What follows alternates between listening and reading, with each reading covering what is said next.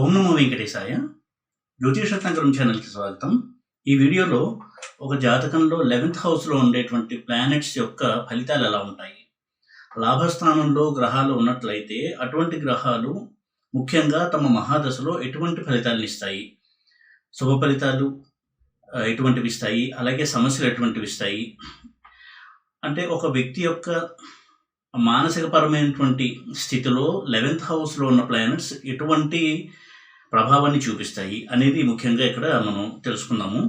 అంటే రాజయోగాలు, ధనయోగాలు ఇవి కాకుండా, ఈ కోణంలో కాకుండా ఒక వ్యక్తి మానసిక స్థితిలో, ఒక వ్యక్తి యొక్క ఆలోచన ధోరణిలో ఎటువంటి ప్రభావాన్ని ఈ గ్రహాలు 11th హౌస్లో ఉన్న గ్రహాలు చూపిస్తాయి అనేది ఇక్కడ మనం తెలుసుకుందాము.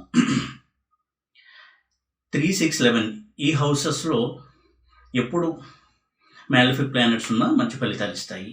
ఇది ఒక సూత్రం. అయితే 3rd హౌస్లో మ్యాలిఫిక్ ప్లానెట్స్ కంటే 6th హౌస్లో మ్యాలిఫిక్ ప్లానెట్స్ ఎక్కువగా స్ట్రాంగ్ అండ్ పాజిటివ్గా ఉంటాయి. అలాగే 6th హౌస్ కంటే 11th హౌస్లో ఉన్నటువంటి మ్యాలిఫిక్స్ స్ట్రాంగ్ అండ్ పాజిటివ్గా ఉంటాయి. అయితే 11th హౌస్ దేన్ని సూచిస్తుంది అనేది మొదట మనం డిస్కస్ చేసినట్టయితే 11th హౌస్కి లాభస్థానము అని పేరు. అంటే ఇది కేవలం ధన రూపంలో వచ్చేటువంటి లాభాలే కాకుండా ఏదైనా సరే వృద్ధి చెందేట్టు చేసేటువంటి స్థానము 11th హౌస్.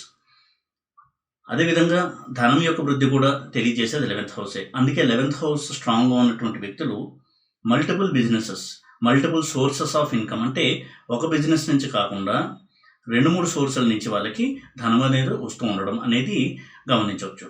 అయితే అందులో ఉన్న గ్రహాలు బలంగా ఉండడము, 11th లార్డ్ స్ట్రాంగ్గా ఉండడము, ఇటువంటివన్నీ కూడా మనం చూడాల్సి ఉంటుంది. అలాగే 11th లార్డ్ లగ్నాలతో మంచి సంబంధం కలిగి ఉండడము, లేదా 11th లార్డ్ లగ్నంలో బలంగా ఉండడము, ఇటువంటి కాంబినేషన్స్ ఉన్నప్పుడు వారికి ధనాదాయం అనేది ఎక్కువగా ఉంటుంది. ముఖ్యంగా 11th లార్డ్ యొక్క దశ నడిచేటప్పుడు, లేదా 11th హౌస్లో ఉన్నటువంటి ప్లానెట్స్ యొక్క దశ నడిచేటప్పుడు. ఇంకా 11th హౌస్ నుంచి ఇంకా ఏమేమి ఫలితాలను చూడొచ్చు అని చూసినట్టయితే, ఒక వ్యక్తి యొక్క ఆశయాలు, కళలు, కోరికలు ఏవైతే ఉన్నాయో అవి తీరుతాయా లేదా అని సూచించేటువంటి హౌస్ 11th హౌస్.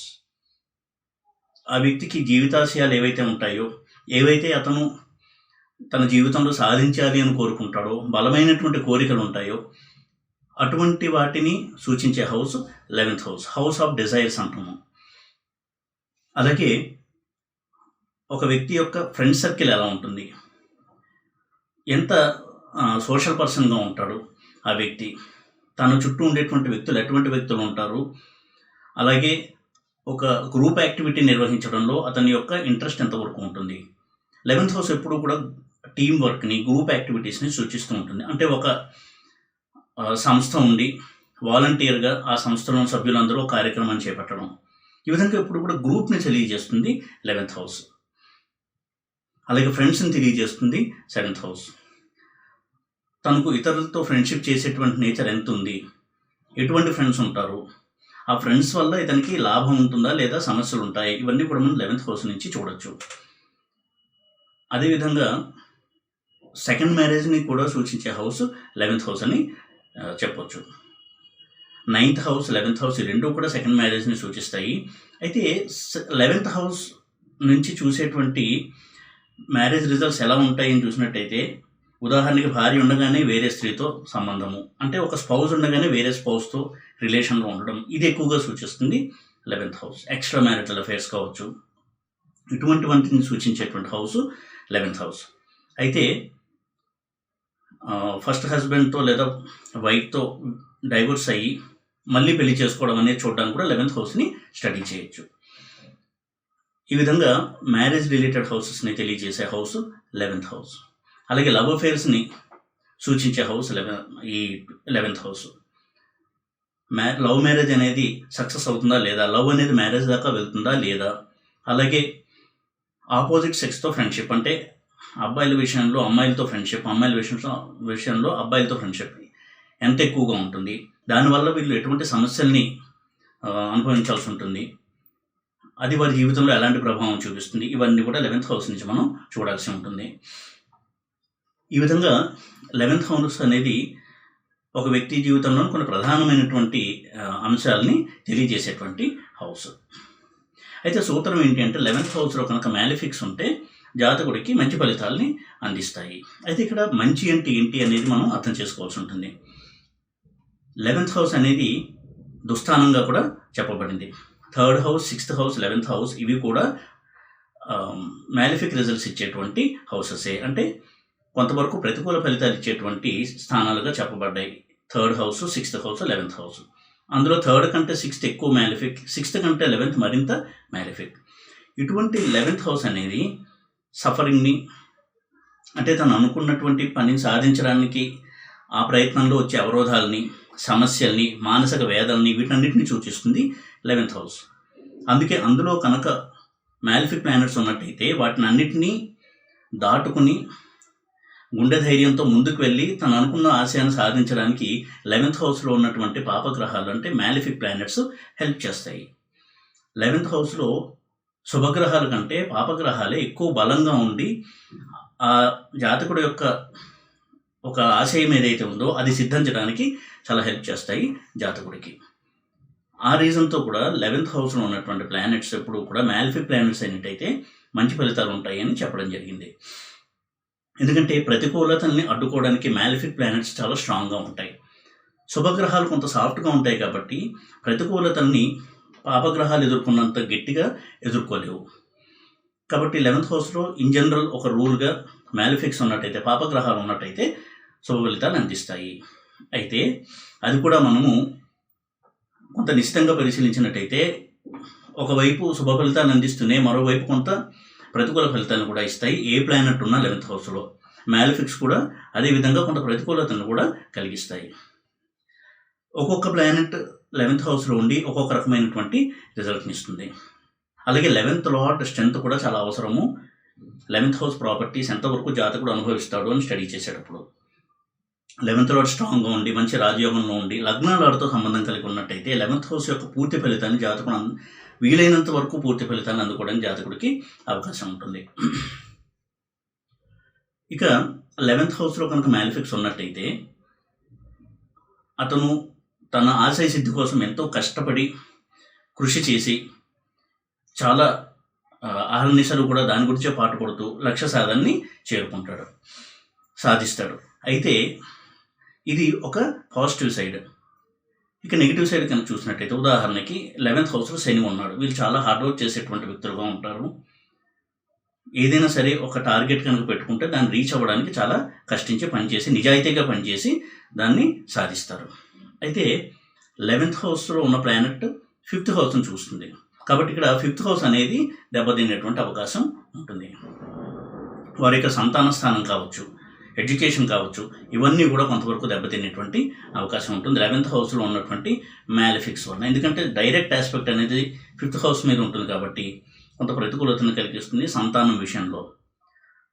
ఇదే శని కావచ్చు, కుజుడు కావచ్చు, రవి కావచ్చు, రాహు కావచ్చు 11th హౌస్లో ఉన్నప్పుడు సంతానం లేకపోవడమైనా కావచ్చు, లేదా సంతానం అనారోగ్యంతో పుట్టడం కావచ్చు, పుట్టినప్పుడే కొంత అనారోగ్యంతో పుట్టడం కావచ్చు, ఆటిజం లాంటి వాటితో పుట్టడం కావచ్చు, లేదా వారు పెరిగి పెద్ద అయిన తర్వాత వారి యొక్క అభివృద్ధి ఈ తల్లిదండ్రులు కొంత సమస్యగా మారడం కావచ్చు. ఇలా రకరకాల ప్రాబ్లమ్స్ ఇచ్చేటువంటి అవకాశం ఉంటుంది 11th హౌస్లో ఉన్నటువంటి మ్యాలిఫిక్ ప్లానెట్స్.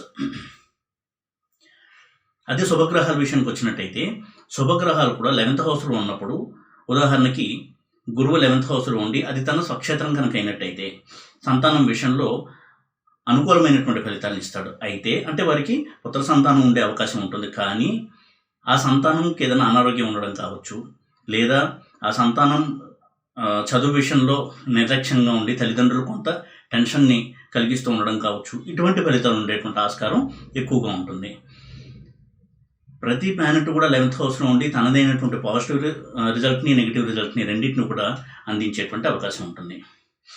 ఒక్కొక్క ప్లానెట్ని కనుక చూస్తూ వచ్చినట్టయితే, ఉదాహరణకి 11th హౌస్లో కనుక చంద్రుడు ఉన్నట్టయితే, మనకారకుడు అయినటువంటి చంద్రుడు 11th హౌస్లో ఎప్పుడైతే ఉంటాడో వారు ఎప్పుడూ కూడా చాలా ఉత్సాహవంతమైనటువంటి వ్యక్తులుగా ఉండడము, అలాగే ఎన్నో విషయాల్ని సాధించాలి అనేటువంటి ఎప్పుడూ కూడా ఒక తపన కలిగి ఉండి చాలా విషయాల్లో వారు ఎక్కువగా కొంత ఇన్వాల్వ్ అయ్యి ఆ పరిజ్ఞానాన్ని సేకరించడము, అందులో ఎంతో కృషి చేసి కొంత ఏదైనా సాధించాలనేటువంటి తపన ఉండడము, ఇటువంటి లక్షణాలు కలిగి ఉంటారు. అలాగే వీళ్ళు స్నేహాన్ని బాగా ఇష్టపడేటువంటి వ్యక్తులుగా ఉంటారు. ఇటువంటి వ్యక్తులు ఎప్పుడు కూడా స్నేహాన్ని కోరుకుంటారు, చాలా సులువుగా స్నేహాన్ని ఏర్పరచుకుంటారు. ఫ్రెండ్షిప్ అనేది చేయడం వీళ్ళకి చాలా ఈజీ అవుతుంది. అదే చంద్రుడు కనుక 11th హౌస్లో వీక్గా ఉండి, ఉదాహరణకి డెబిలిటేట్ అయి ఉండడము, ఈ విధంగా కనుక ఉన్నట్టయితే వారికి ఫ్రెండ్షిప్ అనేది ఎప్పుడు కూడా ఎక్కువ రోజులు నిలవదు. వారి ఫ్రెండ్స్ విషయంలో వీరికి ఎంతో డిసప్పాయింట్మెంట్ కలుగుతూ ఉంటుంది. ఎప్పుడు ఫ్రెండ్షిప్ చేసి ఒక ఫ్రెండ్షిప్ని కొన్నాళ్ళు కొనసాగిస్తారో మళ్ళీ ఏదో ఒక విధమైనటువంటి మనసుకు కష్టం కలిగించే సంఘటన జరిగి ఆ ఫ్రెండ్షిప్ అనేది అక్కడితో కట్ అవ్వడము లేదా దూరం పెట్టడం అనేది జరుగుతూ ఉంటుంది. ఈ విధమైనటువంటి ఫలితాలను కూడా ఇస్తాడు చంద్రుడు. ఎందుకంటే చంద్రుడు చాలా ఆసిలేటింగ్ ప్లానెట్, అంటే ఎప్పుడు కూడా మార్పులు చెందుతూ ఒడిదుడుకులు అప్స్ అండ్ డౌన్స్ ఎక్కువగా ఇచ్చేటువంటి ప్లానెట్. మనకారకుడు చంద్రుడు కాబట్టి మనసు మీద ఆ ప్రభావం అనేది ఎక్కువగా ఉంటుంది. స్నేహితుల విషయంలోనే వీరికి ఎక్కువగా సమస్యలు వస్తూ ఉంటాయి, అది కూడా మానసిక పరమైనటువంటి సమస్యలు. డబ్బు విషయం కంటే కూడా వీరికి ఎమోషనల్ డిస్టర్బెన్సెస్ అనేది ఎక్కువగా పెయిన్ఫుల్గా అనిపిస్తుంది. ఎమోషనల్గా ఎప్పుడైతే డిస్టర్బ్ అవుతారో వారు చాలా బాధపడతారు, డబ్బులు నష్టపోయినప్పటికీ కూడా. వీరు డబ్బులకి వాటికి ఎక్కువ విలువ ఇవ్వకుండా ఎక్కువ స్నేహానికి, ఆత్మీయతకి, వీటికి విలువ ఇచ్చి, ఆ చంద్రుడు కనుక వీక్గా నెగిటివ్గా ఉన్నట్టయితే దానివల్ల ఎంతో మనస్తాపాన్ని పొందుతూ ఉంటారు. ఇక రవి కనుక 11th హౌస్లో ఉన్నట్టయితే ఇది ఉద్యోగంలో చాలా ఉన్నత స్థానానికి చేరుకోవడానికి, వ్యాపారంలో కూడా చాలా స్థిరమైనటువంటి ఒక తనదైనటువంటి ముద్రను వేయడానికి చాలా బాగా సహాయపడుతుంది. అలాగే రాజకీయాల్లో మినిస్టర్ పదవి సాధించడానికి, స్టేట్ లెవెల్లో, సెంట్రల్ లెవెల్లో మినిస్టర్స్గా రాణించడానికి 11th హౌస్లో ఉన్న సన్ రవి స్ట్రాంగ్గా ఉన్నట్టయితే చాలా మటుకు అవకాశాలని కలిగిస్తారు జాతకుడికి. అయితే ఇదే సన్ కనుక అఫ్లిక్ట్ అయ్యి, ఉదాహరణకి రాహుతో కానీ శనితో కానీ కలిసి ఉన్నట్టయితే వారికి స్నేహితుల వల్ల విపరీతమైనటువంటి కష్టాలు, స్నేహితులే వీళ్ళని మోసం చేయడము, ఇటువంటి సందర్భాలు కూడా ఎక్కువగా చూడాల్సి ఉంటుంది. ఇక కుజుడి విషయానికి వచ్చినట్టయితే కుజుడు చాలా అగ్రెసివ్ ప్లానెట్, ముక్కుసూటుగా ఉండేటువంటి ప్లానెట్, ఇంపల్సివ్ ప్లానెట్, అంటే ఏదైతే అనుకుంటాడో వెంటనే చేయాలనేటువంటి ఒక ఆలోచన ఉన్నటువంటి ప్లానెట్. ఇటువంటి ప్లానెట్ 11th హౌస్లో ఉన్నట్టయితే ఎప్పుడు కూడా అనుకున్న పనిని సాధించే వరకు విశ్రమించకపోవడము, చాలా ఉన్నతమైనటువంటి ఆశయాలతో ఆ వ్యక్తి తన జీవితాన్ని సాగిస్తూ అటువంటి ఆశయ సిద్ధి కోసం ఎక్కువగా పాటుపడుతూ ఉంటాడు. స్ట్రాంగ్గా మార్క్స్ కనుక ఉన్నట్టయితే, కుజుడు కనుక ఉన్నట్టయితే. ఇదే కుజుడు కనుక కొంత నెగిటివ్గా ఉన్నట్టయితే వీరు స్నేహ సంబంధంలో తమ ఫ్రెండ్స్తో వ్యవహరించేటప్పుడు ఏదో ఒక మాట అనడము, ఏదో ఒక సంఘటన జరిగి అవతల వాళ్ళని నొప్పించడము, ఇటువంటి వాటి వల్ల వారి ఫ్రెండ్షిప్లో కొంతవరకు గ్యాప్ ఏర్పడము, ఆ ఫ్రెండ్షిప్ అనేది కొంతవరకు ప్రభావితం కావడము, దానివల్ల వీరికి కొంత మానసికమైనటువంటి ఒక స్ట్రెస్, ఎమోషనల్ స్ట్రెస్కి లోనవడము, ఇటువంటి సంఘటనలు కూడా జరిగేటువంటి అవకాశం ఉంటుంది. ఎందుకంటే కుజుడు ఎప్పుడైతే స్ట్రాంగ్గా ఉంటాడో ఇటువంటి ఇంపల్సివ్ నేచర్, అంటే పొరపాటున అనుకోకుండా ఒక మాటని అవతల వాళ్ళు నొప్పించడము, ఇటువంటి సంఘటనల ద్వారా కొంతవరకు ఆ రిలేషన్లో డిస్టర్బెన్సెస్ అనేవి రావడానికి అవకాశం ఎక్కువగా ఉంటుంది. ఇంకా బుధుడు కనుక 11th హౌస్లో స్ట్రాంగ్గా ఉన్నట్టయితే వ్యాపారానికి చాలా చాలా మంచి ప్లేస్మెంట్ అది. వారు చాలా చిన్న స్థాయి నుంచి కూడా చాలా పెద్ద స్థాయికి ఎదుగుతారు వ్యాపారంలో. అలాగే ఒకటి కంటే ఎక్కువ వ్యాపారాలు చేయడము, ధనార్జన అనేది వారికి ఒక స్కిల్ అనేది ఉంటుంది వారికి బై నేచరు. ఇటువంటి చాలా మంచి రిజల్ట్స్ని ఇస్తాడు. అదే బుధుడు కనుక 11th హౌస్లో వీక్ అండ్ నెగిటివ్గా కనుక్కున్నట్టయితే వ్యాపారంలో తీవ్ర నష్టాలు, అనుకోని నష్టాలని చెవి చూడాల్సి రావడము, తనకి దగ్గరైన వారు కూడా దూరం అవ్వడము, వారి వల్ల కష్టకాలంలో ఎటువంటి సహాయం పొందలేకపోవడము, ఇటువంటి రిజల్ట్స్ని బుధుడు ఇస్తాడు. ఇక గురువు కనుక 11th హౌస్లో ఉన్నట్టయితే ఎప్పుడు కూడా జ్ఞానాన్ని సంపాదించాలనేటువంటి కోరిక ఎక్కువగా ఉండడము, అదేవిధంగా ధనాదాయం కూడా స్థిరంగా పెరుగుతూ ఉండడము, తనకి కష్టంలో ఆదుకునేటువంటి స్నేహితులు ఎప్పుడూ ఉండడము, ఇవన్నీ కూడా గురువు ఇచ్చేటువంటి పాజిటివ్ రిజల్ట్స్. నెగిటివ్ రిజల్ట్స్ కనుక చూసినట్టయితే స్నేహితుల వల్లనే అప్పుడప్పుడు వీరికి నష్టం జరుగుతూ ఉండడము, ఆర్థికంగా కూడా అనుకోని తీవ్ర నష్టం వచ్చి కుదేలవ్వడము, అది తన ఓవర్ కాన్ఫిడెన్స్ వల్ల కావచ్చు, ఒక పొరపాటు నిర్ణయం వల్ల కావచ్చు, తీవ్ర నష్టాన్ని చూడాల్సి రావడము, లీగల్ సమస్యలను కూడా ఫేస్ చేయాల్సి రావడము, ఇటువంటి రిజల్ట్స్ని అందిస్తాడు గురువు. ముఖ్యంగా స్త్రీల విషయంలో భర్తృకారకుడు గురువు అవుతాడు కాబట్టి వైవాహిక సంబంధాల్లో కూడా కొంత స్ట్రెయిన్ని తీసుకొచ్చేటువంటి అవకాశం ఉంటుంది నెగిటివ్గా కనుక గురువు ఉన్నట్టయితే. వారి భర్త చాలా ఉన్నత స్థాయిలో ఉన్నటువంటి వ్యక్తి ఉన్నప్పటికీ కూడా వారి యొక్క మ్యారీడ్ లైఫ్లో కొంత డిస్టర్బెన్సెస్ తీసుకొచ్చేటువంటి అవకాశం ఉంటుంది గురువు కనుక నెగిటివ్గా ఉండి 11th హౌస్లో కనుక ఉన్నట్టయితే. అది వేరే స్త్రీలతో సంబంధం వల్ల కావచ్చు, ఇటువంటి రీజన్స్తో కొంత మ్యారీడ్ లైఫ్లో డిస్టర్బెన్సెస్, గ్యాప్ రావడానికి అవకాశం ఎక్కువగా ఉంటుంది. ఇక శుక్రుడు కనుక 11th హౌస్లో ఉన్నట్టయితే, స్ట్రాంగ్గా కనుక ఉన్నట్టయితే ఎప్పుడు కూడా స్నేహితులు తన చుట్టూ ఉండడము, స్నేహానికి ఎక్కువ విలువ ఇవ్వడము, రిలేషన్షిప్స్ అనేది ఆ వ్యక్తికి చాలా చాలా ముఖ్యమైనటువంటి ఒక అంశంగా ఉండడము, అందరితో స్నేహశీలంగా ఉంటూ ఒక స్నేహశీలిగా పేరు తెచ్చుకోవడము, కష్టాలు ఉన్న వారిని ఆదుకుంటూ తమ స్నేహితులకి తమ డబ్బును కూడా ఖర్చు పెట్టి వారికి ప్రాబ్లం నుంచి సొల్యూషన్ ఇవ్వడము, ఇటువంటి వ్యక్తులుగా ఉంటారు. ఇదే నెగిటివ్గా కనుక్కున్నట్టయితే అన్ని రిలేషన్స్లో కూడా ఎన్నో ఆటుపోట్లు, ప్రేమ వ్యవహారాల్లో కూడా మోసపోవడము, ఎంతో ఎమోషనల్ డిస్టర్బెన్సెస్, ఎమోషనల్ స్ట్రెస్ ఇవన్నీ కూడా కలిగిస్తాడు శుక్రుడు. అయితే ఇందాక చెప్పినట్టుగా శని కూడా 11th హౌస్లో ఉండి చాలా మంచి ఫలితాలను ఇస్తాడు ఉద్యోగంలో, వ్యాపారంలో స్థిరంగా రాణించడానికి. ఇదే శని కనుక నెగిటివ్ అయినట్టయితే ఉద్యోగంలో అనుకున్న స్థాయికి చేరుకోలేకపోవడము, త్వరగా తన తోటి వారి కంటే వెనకబడి ఉండడం, ఇటువంటి రిజల్ట్స్ని కూడా ఇచ్చేటువంటి అవకాశం ఉంటుంది. ఎప్పుడు స్నేహితుల్ని నమ్మినా వారి వల్ల వీళ్ళకి ఏదో ఒక విధమైనటువంటి మానసిక క్లేశం అనేది కలుగుతూ ఉండడము, ఇటువంటి వాటికి అవకాశం ఎక్కువగా ఉంటుంది. ఇక రాహు కనుక 11th హౌస్లో ఉన్నట్టయితే రాజకీయ రంగంలో చాలా ఉన్నత స్థానానికి చేరుకోవడానికి రాహు 11th హౌస్లో చాలా అద్భుతంగా పనిచేస్తాడు. పొలిటికల్ కాంబినేషన్స్ కనుక ఉన్నట్టయితే 11th హౌస్తో సంబంధం కలిగి వారికి చాలా మ్యానిపులేటివ్ టెక్నిక్స్ అనేవి ఉంటాయి. ఏ సందర్భంలో ఎటువంటి స్ట్రాటజీ పాటించి విజయం సాధించాలి అనేటువంటి నేర్పు ఉంటుంది. కాబట్టి వీళ్ళు రాజకీయాల్లో చాలా ఉన్నత స్థానాన్ని చేరుకోవడానికి రాహు చాలా బాగా హెల్ప్ చేస్తాడు. ఇదే రాహు 11th హౌస్లో ఉన్నప్పుడు నెగిటివ్గా ఉన్నట్టయితే బుధుడు నక్షత్రంలో కావచ్చు, రవి నక్షత్రంలో కావచ్చు, కుజుడు నక్షత్రంలో కావచ్చు, ఇటువంటి నక్షత్రంలో ఉండి వారి ఇళ్లలో ఉండడము, ఇటువంటివి కొంత నెగిటివ్గా కనుక్కున్నట్టయితే వ్యాపారంలో తీవ్ర నష్టము, ఒక్కసారిగా అనూహ్యంగా వ్యాపారంలో తీవ్ర నష్టాలు రావడము, అప్పులుగులో కూరుకుపోవడము, ఇటువంటి నష్టాలను కూడా ఇచ్చేటువంటి అవకాశం ఉంటుంది. స్నేహితుల వల్ల మోసపోవడము, తన స్నేహితులు తనని ఒక స్వార్థ ప్రయోజనం కోసం వాడుకున్న తర్వాత వీడిని పట్టించుకోకపోవడము, ఇటువంటి సంఘటనలు కూడా జరిగేటువంటి అవకాశం ఉంటుంది. ఇక కేతువు కూడా ఎక్కువగా